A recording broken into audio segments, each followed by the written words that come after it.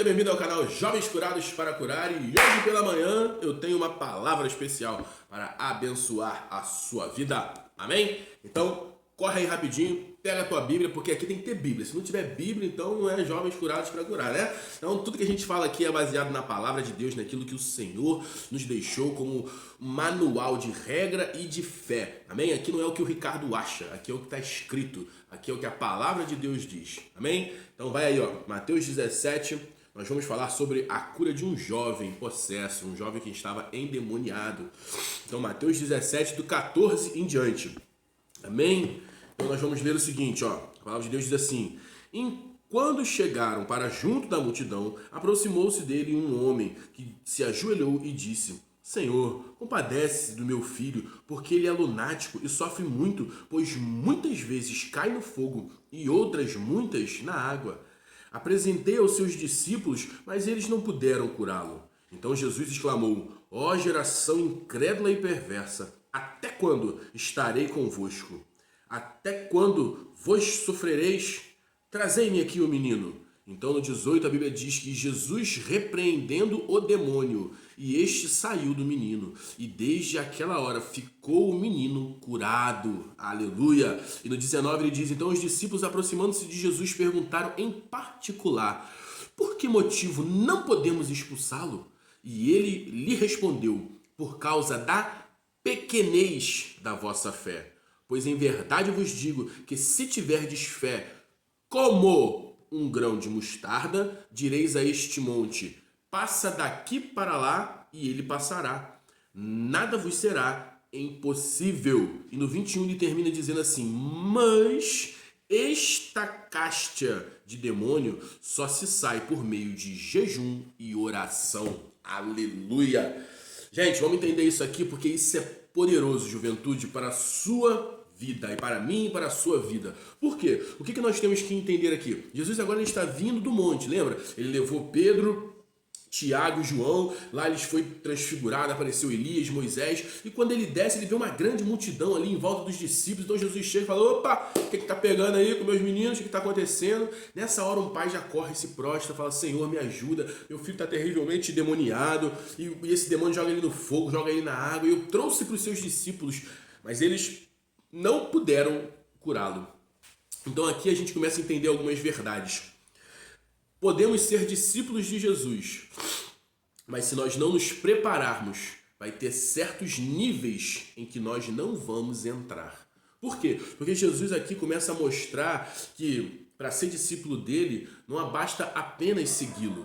Eu e você devemos entrar em um nível diferenciado de busca com Jesus. Por quê? A palavra de Deus diz que esses discípulos que andavam com Jesus, que faziam a obra, né, que estavam na igreja, que chegavam cedo no culto, tomavam conta do som, que era do grupo da mídia, que era da recepção, da secretaria, do som, que era do ministério de louvor, ele fazia parte de todos esses eventos aí da igreja. Mas quando chegou a hora de expulsar um demônio, porque estava atormentando a vida de um jovem, eles não foram capazes de fazer isso. Então aqui Jesus ele vai dizer assim, ó: Ê geração incrédula. Vamos ler? Cadê? Ele diz assim, ó: ô geração incrédula e perversa, até quando estarei convosco? Até quando vós sofrereis? Então olha o que Jesus classifica. Jesus fala assim: ei juventude, por que vocês ainda estão sofrendo? Por quê? Porque Jesus sabe como é ruim você orar, você fazer alguma coisa e você não ter autoridade para que aquilo aconteça. Por quê? Nas regiões celestiais, eu e você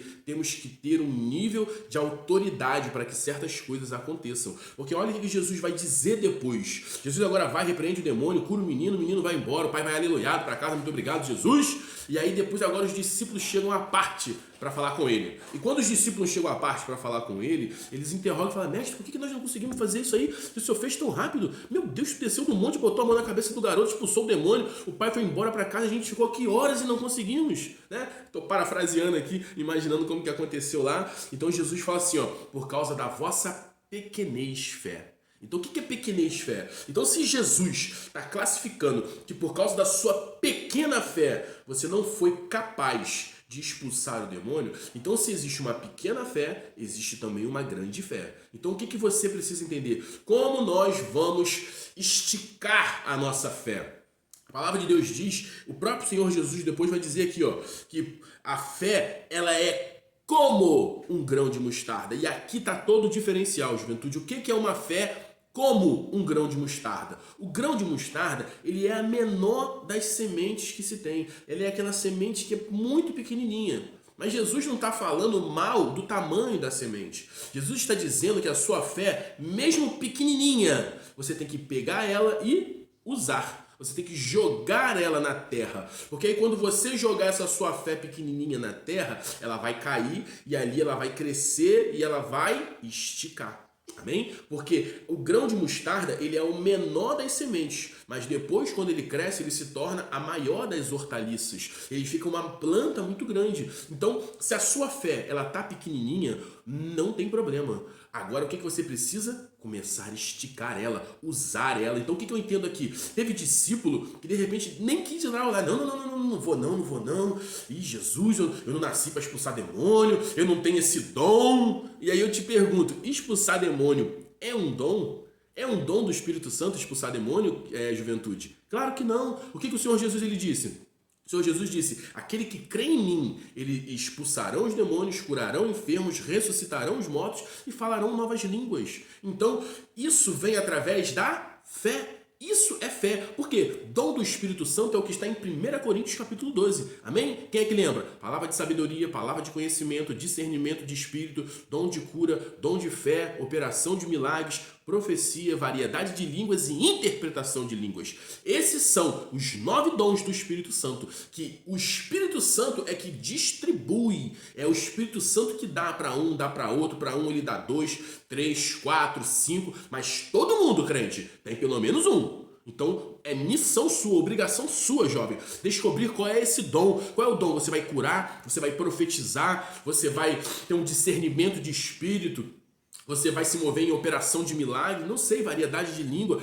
Você tem um, você que tem que descobrir. Só que o que Jesus está dizendo? Isso aqui não é dom, isso aqui é fé. E eu já declarei para vocês que vocês farão obras iguais ou maiores que a minha, juventude. Então agora vocês têm que usar esse pouca fé, essa fé pequenez, essa fé que é do tamanho de um grão de...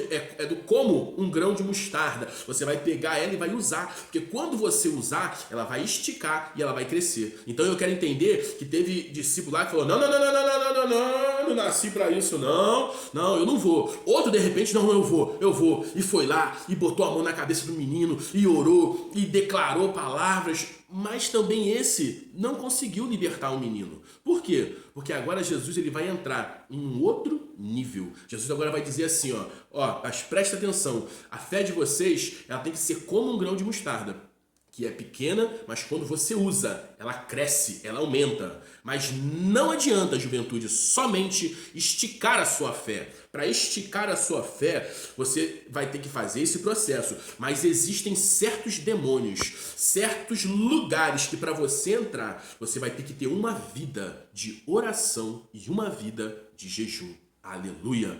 Quantos estão sentindo a glória de Deus aqui? Eu estou sentindo a glória de Deus aqui. Por quê? Porque uma vida de jejum e uma vida de oração não é um sacrifício, não é uma coisa que eu e você devemos fazer uma vez por mês, uma vez no ano. O Senhor Jesus disse assim, quando vieram perguntar para ele, por que os discípulos de João e os fariseus discípulos e os seus não? Jesus falou, mas eles vão jejuar com um noivo aqui e pode, no dia do casamento, os convidados do noivo jejuar, mas ele diz assim, mas virão dias em que o noivo lhe será tirado, então eles jejuarão. Então, meu amigo, se Jesus jejuou, por que você acha que você também não pode jejuar? Eu acho que não tem exemplo melhor do que esse, né? Porque às vezes alguém pergunta, Ricardo, onde é que está escrito na Bíblia lá que tem que jejuar? Eu falo, cabeção, se Jesus jejuou, que era Jesus, por que você acha que você não precisa? Então, uma vida de jejum, ela é uma obrigação minha e sua. Para quê? Para que nós possamos entrar nesse nível, para que nós possamos ser usados pelo Espírito Santo aonde Ele quer que nós possamos chegar. Porque tem certas áreas que o Espírito Santo ele quer até te usar, mas quando Ele te olha, Ele fala assim, cara, você não está jejuando, você não está orando, você não vai estar capacitado para poder expulsar essa caixa de demônio, para você romper esse nível de fé, para você tomar posse disso que eu já tenho para te dar. Então, nessa manhã, juventude, que o Espírito Santo possa começar a queimar o seu coração, para que você tenha uma vida de oração, aleluia. Porque eu não entendo uma juventude que acha que vai ter vida com Deus, que vai morar no céu, mas não quer orar, não quer ler Bíblia e não quer jejuar. Porque é o caminho inverso do que a palavra de Deus diz. Então não se permita ficar acomodado em casa com essa bunda sentada vendo Netflix, mexendo nesse telefone e achando que você vai ter vida com Deus. Você está colocando a sua salvação em risco. Ricardo, você está falando mal da Netflix, da internet? Não! Amém, eu vejo Netflix com meus filhos. A gente senta, faz uma maratona, um dia num filme especial, né? A gente deixa as crianças mexerem no telefone, supervisionando eles. Nós também temos vidas no telefone, mas isso não é o centro do nosso coração. Isso não pode estar no lugar onde deve ser do Senhor. Porque quando o teu coração, o telefone, o jogo, o filme, o entretenimento, as impurezas estão no centro do seu coração, o Senhor Jesus, ele é colocado de lado. E quando isso acontece, isso vai se tornar um pecado. Por quê? Porque Isaías 59:3 diz que o pecado faz separação entre o homem e Deus. Mas eu também quero te dizer que a impureza, ela também faz separação. Porque no Velho Testamento, quando uma pessoa era contaminada, tocava em alguma coisa impura, ela era separada da congregação. E ela tinha que se lavar na água para depois voltar. Amém? E hoje nós entendemos que a água, ela é a obra e a ação do Espírito Santo. Tito 3,5 fala do lavar e do regenerar da palavra de Deus. Então eu e você temos que entender essas verdades. Que se a impureza ela vier sobre a nossa vida, até porque de repente nós estamos em ambientes onde está cheio de impureza. Eu trabalho numa loja onde a música mundana todos os dias, da hora que eu entro, a hora que eu saio tem música mundana. Então eu estou sendo totalmente carregado de impureza. Mas se quando eu chegar em casa, se quando eu não for no culto, eu não me prostrar, não adorar, eu ouvir louvores, eu orar, eu jejuar, essa impureza vai ficar agarrada em mim. É como um barco que anda no oceano aí, e depois você tem que ir lá e tirar aquela casquinha, né? Aquele negócio que fica em volta dele, porque senão o barco já não anda mais direito. Então é isso, juventude, que o Senhor Jesus quer dizer para vocês. Não se permitam ficar estacionados, parados, estagnados em um lugar só. Se movam em fé. Usem essa fé pequenininha aí de vocês, joguem ela na terra, ela vai esticar, ela vai crescer. Aqui tá falando um cara que era ruim de se mover nesse negócio. Eu era ruim, eu tinha medo, eu não acreditava, mas quando eu comecei a aprender essas verdades, de que eu também poderia chegar nesse nível, aonde eu tenho visto grandes homens de Deus se movendo, eu falei, Jesus, eu quero isso pra mim, eu não quero ficar com as galinhas não, eu quero estar com as águias, eu quero voar alto, eu quero estar num nível superior, eu quero mais pra minha vida, e eu tenho usado a minha pequena fé, e a minha fé tem esticado. Então se a minha fé tem esticado, a sua fé também, jovem, vai esticar. Amém? Então que essas verdades encham o seu coração para que você se torne um jovem apaixonado por Jesus e um jovem que será usado em nome de Jesus. Pai, eu abençoo essa juventude que tem entendido essas verdades, que vai praticar essas verdades. Independente se você tiver aí 100 anos, você também é jovem. Então pratique essas verdades, use essa tua pequena fé, use ela, jogue ela na terra, porque é a terra que dá crescimento. Amém? Então, se você gostou desse vídeo, corre aqui embaixo, deixa seu like, faça um comentário aqui, vai, deixa um comentário, crente, que sem comentário você não abençoa a vida do outro crente que está vindo aí, porque eu tenho certeza que esse vídeo vai abençoar muitas pessoas. Amém?